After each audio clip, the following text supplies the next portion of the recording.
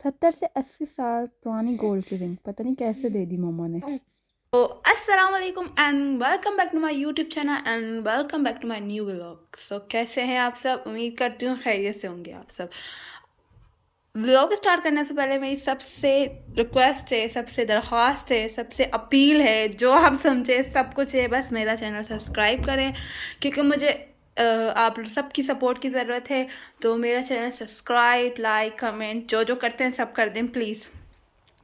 सो आप देख रहे होंगे कि कमरे में वैसे का वैसे ही सारा बुरा हाल हुआ है क्योंकि आज सैटरडे है और कल संडे है। सैटरडे एंड संडे अंकल का यार मतलब क्या यहाँ गोरे काम करते हैं ना, मतलब जो गोरे होते हैं ना उन्हें ना वीक में ना 2 डेज ऑफ मिलती है। तो आज और कल उनका ऑफ डे है।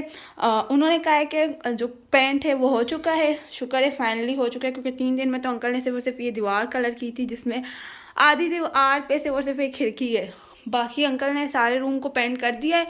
तो अभी तक मैंने कबर्ड में कपड़े नहीं डाले, लाइक जो कपड़े मैंने उस कमरे में रखे हुए हैं और वो कमरा इतना मैसअप हुआ हुआ है, इतना मैसअप हुआ हुआ है कि उसे देख देख कर ना मेरे सर में दर्द हो गया है। और यहाँ होते हैं घर छोटे छोटे, लाइक आप अगर एक कमरे से दूसरे कमरे में चीज़ मूव कर लें तो आपके पास इतना स्पेस नहीं होता कि आप उसे समेट कर रख सकें या सही तरह रख सकें क्योंकि जगह नहीं होती इतनी। तो अंकल ने कहा है कि ये कमरा भी आप लोग ने सिर्फ खाली रखना है, इससे मत मूव करें क्योंकि ये जो कारपेट है खूबसूरत सी, इससे वॉश करना है। अगर इसे वॉश करेंगे दोबारा कमरा खाली करना पड़ेगा, तो इस वजह से अभी तक हम उसी जो इसके साथ दीवार के बराबर में जो बराबर में कमरा है ना उसमें ही है। तो बस अब हम इंतज़ार कर रहे हैं कि ये फाइनली कब ख़त्म होगा सारा का सारा गन। तो अंकल और जो अंकल थे यार, मतलब अंकल ही हुए ना, हम तो अंकल ही कहेंगे अब। उन्होंने कहा है कि मैं मंडे को आऊँगा और मंडे को आप लोग जो इतना भी सारा किचन का सामान है वो इस कमरे में शिफ्ट कर दीजिएगा। फिर मैं किचन का काम स्टार्ट करूँगा। तो किचन में भी पहले वो सारी की सारी जो वॉल पे शीट लगी होती है वो सारी शीट उतारेंगे, फिर पेंट करेंगे। मतलब किचन को मैक्सिमम 3 से 4 दिन, मुझे जो लगता है शायद हफ्ता भी लग सकता है क्योंकि अंकल बहुत ज़्यादा स्लो है, बहुत ज़्यादा स्लो मशीन है अंकल। तो मैंने कहा अब क्या करूँ, मैंने कहा बोर हो गई हूँ मैं, ट्रस्ट में सच ही यार बोर हो गई हूँ। सो आज का व्लॉग ज़रा एक और भी ख़ास चीज़ है, आज दावत है हमारी, तो दावत पे हम जाएंगे। आप लोग भी बोलेंगे क्या ये पागलों की तरह इसी कमरे में घूम रही है, हमें गन दिखा रही है, क्योंकि पूरे घर में फ़िलहाल इस गन के अलावा कुछ भी नहीं है। वो जो कमरा है वो भी प्रॉपर पूरा ऐसा हुआ हुआ है। एक सोफ़े पे सारे कबर्ड के कपड़े पड़े हुए हैं, एक सोफ़े पे बिस्तरे पड़े हुए हैं, नीचे मैट्रेस पड़ा हुआ है और जो सलार की कोट है उसके अंदर सलार की चीज़ें पड़ी हुई है। तो पूरा कमरा लाइक ऐसा लगता है कि स्टोर रूम में मैट्रेस डाला हुआ है और टीवी लगा कर देख रहे हैं, ऐसी कंडीशन हुई हुई है फ़िलहाल इस कमरे की। और इस कमरे में अंकल का सारा सामान पड़ा हुआ है। तो अगेन मैं बात अपनी कंप्लीट करती हूँ कि आज दावत है, आज मेरी दोस्त के घर दावत है। तो सुबह से मैं बस सुबह उठी थी, उठने के बाद नाश्ता किया और वही सलार की जो रूटीन होती है, सलार साहब को टाइम दिया। आज फिर मैंने सलार साहब को बात दिलवाया और अभी मुझे मेरी दोस्त गुस्सा कर रही थी, डांट रही थी कि यहाँ सर्दी है तो क्यों बार बार बात दिला रही है। तो मैं रोज़ाना उसकी मसाज करती हूँ ऑयल से, तो उसकी वजह से जो रोज़ाना दिलाना चाहिए, कहते हैं रोज़ाना दिलाना चाहिए, कोई मसले की बात नहीं है।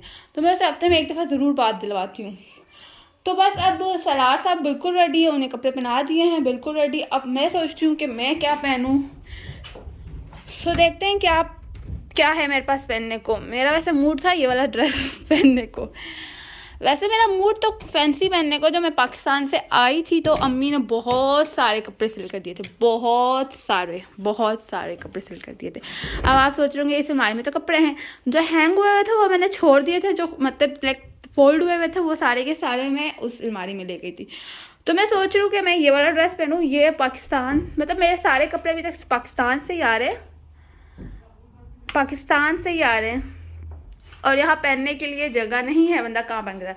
तो ये वाला सूट मेरा बहुत ज़्यादा फेवरेट था, इसका कलर मुझे बहुत ज़्यादा पसंद है और इसका दुपट्टा मुझे बहुत ज़्यादा पसंद है। तो ये फाइनली सिलकर आ चुका था पाकिस्तान से। मतलब पाकिस्तान से जब भी कोई आ रहा होता है ना तो मेरे मेरे बड़े मज़े होते हैं। पहले मैं कपड़ों के लिए तरसती थी तरसी ऐसे थी कि मतलब नए नहीं बनते थे ना, मतलब शादी पे वो बन गए या किसी की कोई ईद है तो बन गए या कोई इवेंट है तो बन गए कपड़े। बिला वजह अम्मी कपड़े नहीं बना कर देती थी और शायद मेरी अम्मी नहीं, सबकी अम्मी ऐसी बिला वजह कपड़े नहीं बना कर देती थी। कोई इवेंट हो तो या कोई गर्मी के कपड़े बन रहे हो तो अब ये सीन है। यूके आने का एक सबसे बड़ा फ़ायदा ये है कि जब भी कोई आ रहा हो पाकिस्तान से, जब भी कोई आ रहा हो तो मेरे तकरीबन 15 से 20 जोड़े ज़रूर आते हैं। ज़्यादा भी आते हैं लेकिन 15-20 मैक्सिमम ज़रूर हर हाल में आते हैं। तो और यहाँ कोई जगह नहीं है कि बंदा कपड़े पहनकर कहीं जाए, क्योंकि यहाँ आप वही बाहर ठंड होती है तो उसकी वजह से गर्म ट्राउज़र और गर्म शर्ट्स होती हैं, आप वो पहनते हैं। तो मैंने सोचा कि आज मैं अपनी दोस्त के घर, जिसके घर दावत है, उसके घर ये सूट पहन कर चली जाती हूँ और इनके साथ मैं पहनूँगी बहुत ज़्यादा हैवी ज्वेलरी भी, वो भी मैं आप लोगों को दिखाऊँगी। और इस सूट को पहनने की एक सबसे क्यूट बात ये भी है कि ये इस्त्री हुआ हुआ है, इसको इस्त्री करने की ज़रूरत नहीं है। इस्त्री हुआ हुआ है तो ये पहन कर जाऊँगी मैं, और उसके साथ सही हैवी इयररिंग्स पहनूँगी। और स्टेटनर नहीं है मेरे पास, तो मेरा मूड था बाल सीधे करने का, मगर मैं पाकिस्तान से जब आ रही थी तो रिबॉन्डिंग करवा कर आई थी, तो थोड़े बहुत सीधे हैं और कंडीशनर्स यहाँ लगा लगा कर अल्हम्दुलिल्लाह थोड़े बच्चे कुछ बाल सीधे हैं। तो बस, और थोड़ा सा अपना आपको ग्रूम करूँगी आज, क्योंकि बहुत ज़्यादा बजर हुई हूँ, बहुत ज़्यादा। सो बस आज से ही ज़रा मेकअप वेकअप करके अपनी दोस्त के घर जाऊँगी। सॉरी मैं आप लोगों को अपना लुक नहीं दिखा सकती, लेकिन इंशाल्लाह जैसे जैसे वक्तन फ़वक्तन, कोई बात नहीं है, ना भी देखें तो कोई चक्कर नहीं है। तो बस अब दुआ करें कि ये कमरा किसी तरह ख़त्म हो जाए, ये जो गंद बला पड़ा हुआ है। किचन का सामान लाना, अब कल संडे है तो कल सारा का सारा किचन खाली करूँगी और किचन का सामान ला कर यहाँ रखूँगी। तो जब मेरा पूरा घर लाइक सेट हो जाएगा, कलर हो जाएगा और अंकल का ये सारा सामान रुखसत हो जाएगा अंकल के साथ, तो मैं आप लोगों को अपने घर का टूर ज़रूर कराऊंगी। अगर आप लोगों ने मेरे घर का टूर करना है तो मुझे कमेंट्स में ढेर सारे मैसेज करें, तो मैं आप लोगों को अपने घर का टूर भी ज़रूर कराऊंगी। तो बस अब मिलते हैं तैयार होकर। सो ज्वेलरी मैंने सारी की सारी निकाल दी है। अब मुझे समझ में नहीं आ रहा मैं कौन सी पहनूँ, मैं कंफ्यूज हो रही हूँ, ये वाली पहनूँ, ये वाली पहनूँ या ये वाली पहनूँ। सूट ऑलरेडी बहुत, सूट के साथ जो मैच हो रही है वो ये वाली हो रही है, लेकिन मेरा दिल इस पर आ रहा है कि थोड़ा डिसेंट सा। बट कोई नहीं यार, मैं यही वाली पहनूंगी, ये वाली पहनूंगी या फिर ये वाली पहनूंगी। आप लोग भी सोच रहे होंगे कि दावत पे इतनी हैवी ज्वेलरी, तो यार यहाँ ना कोई मतलब बस हम एक दूसरे के घर ही आते जाते हैं, दावत करते रहते हैं या गेट टुगेदर होते हैं तो एक दूसरे के घर ही आते जाते हैं, तो और इसलिए कोई जगह नहीं है कि ये कहीं पहन कर जाए, ना कोई शादी है ना कुछ है। और ये सारी की सारी ज्वेलरी जब मैं पाकिस्तान से आ रही थी तो मम्मा ने मुझे दिलाई थी, और मेरे को इतनी ज़्यादा खुश थी क्योंकि मम्मा एक दफ़ा में इतनी सारी ज्वेलरी तो नहीं दिलाती ना, आप लोगों को तो पता है। को इतनी ज़्यादा मैं खुश थी क्योंकि मम्मा ने कहा था और ना मतलब मुझे खुशी इस बात पर हो रही थी, मैं जिस चीज़ पे हाथ रख रही हूँ वो दिला रही हूँ, जिस चीज़ पे हाथ रख रही हूँ वो दिला रही हूँ। या मेरी यादाश्त कम हो गई थी या मम्मा की यादाश्त कम हो गई थी, लेकिन मम्मा बहुत अच्छी हैं। तो मम्मा ने मुझे सारी ज्वेलरी दिलाई और कुछ भी नहीं कहा। और बस अब मेरे सूट के साथ ये मैच हो रही है तो मैं यही वाली पहन कर जाऊँगी। और बस अब, और हाँ, और मैं आप लोगों को बताती चलती हूँ, ये है मेरी मंगनी की रिंग। लाइक जब मेरा निकाह हुआ था 2016 में, तो ये तब की रिंग है। लाइक मेरी मंगनी के तब की है, जैसे मेरी मंगनी की रिंग है। और सबसे पुरानी रिंग जो मेरे पास है गोल्ड की, ये है। ये पता नहीं मुझे मम्मा ने कैसे दे दी थी, मतलब ये तकरीबन कोई 40 साल से भी ज़्यादा, 40 साल से भी ज़्यादा पुरानी गोल्ड के रिंग है। इसके अंदर ये जो ब्लू कलर का स्टोन है, ये डायमंड नहीं है, सॉरी रूबी है, रियल रूबी है। ये मेरी दरअसल ग्रैंड मदर की थी, लाइक नानी की थी, मेरी मम्मा की जो मम्मा है ना उनकी थी।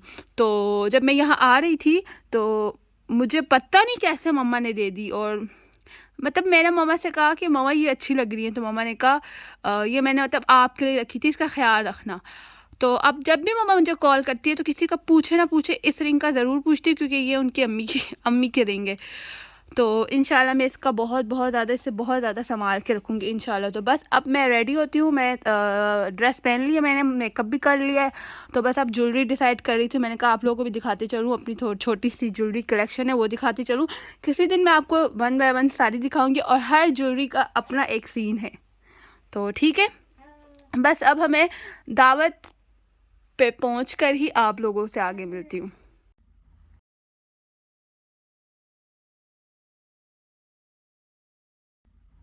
सो अभी भी हमने खाना शुरू किया और मैं आप लोगों को बताती चलती हूँ कि खाने में हमारे ने क्या क्या बनाया। हमारे इतने सारे एफर्ट किए, समझ नहीं आ रही क्यों किए, क्योंकि हम घर के ही हैं, बिना वजह अपने आपको थकाया उसमें, पर कोई बात नहीं, मजा बढ़ाया है। सो ये हमारा ने क्या बनाया है, इसका हमारा को नाम खुद भी नहीं आता है, इसने टिकटॉक से देखा था और दे दनादन शुरू हो गई थी।